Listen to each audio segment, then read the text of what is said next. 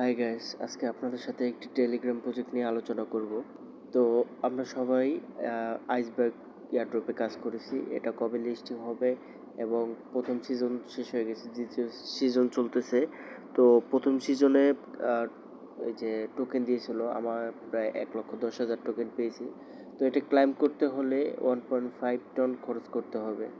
তো এখানে দেখতে পারতেছেন দ্বিতীয় সিজন চলতেছে। তো দ্বিতীয় সিজনের শেষ দিকে আছে। তো আমরা চলে যাব হলো গিয়ে আইসব্যাক অফিসিয়াল অ্যানাউন্সমেন্টে। তো এখানে একটা অ্যানাউন্সমেন্ট দিয়েছিল গত 3 তারিখে। ওটা আমরা দেখি উপরে,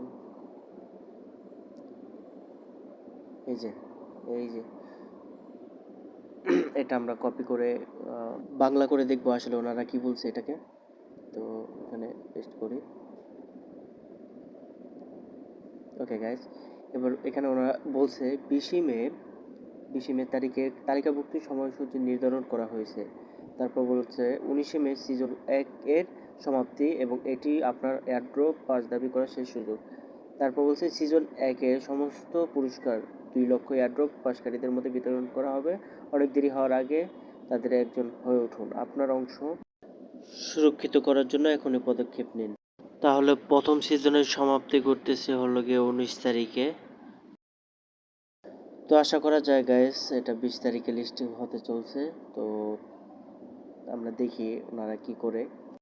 তার পাশাপাশি আপনাদের সাথে আর একটা বিষয় শেয়ার করতেছি। এখানে এই যে প্লে বাটন আইসবার্গ গেম, এটাতে যাবেন। এটাতে যাওয়ার পরে এই যে 115 ঘন্টা পর পর একটি গেম দেয় 19,000 কয়েন দিয়ে। এখানে প্রায় ওই যে এখান থেকে যে কোনো 3টি